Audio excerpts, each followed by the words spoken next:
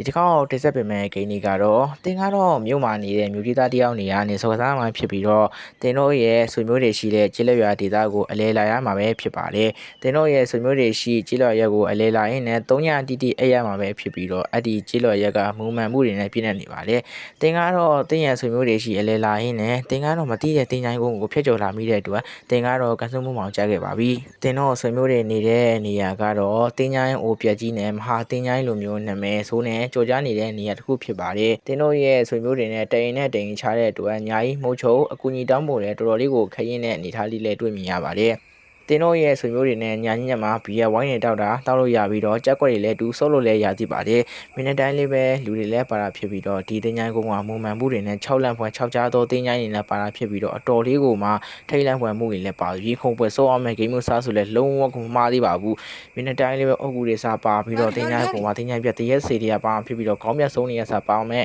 မဟာဂိမ်းလို့ပြောလို့ရပါတယ်။လမ်းမှာတွေ့တဲ့ညာတိုင်းတွေ့တဲ့လူတွေကလည်းတင်ကို6လန့်မှာဖြစ်ပြီးတော့အကုန်လုံးကဖန်ဆင်းထားတဲ့ပုံတရေတွေပဲဖြစ်ပါတယ်။ဖြည်းဖြည်းကျန်းလန့်မှာပဲဖြစ်ပြီးတော့တဖြည်းဖြည်းလဲစိတ်လှုပ်ရှားပွဲညရီလဲဖြတ်သန်းရမှာပဲဖြစ်ပါတယ်ဒီတင်းញိုင်းက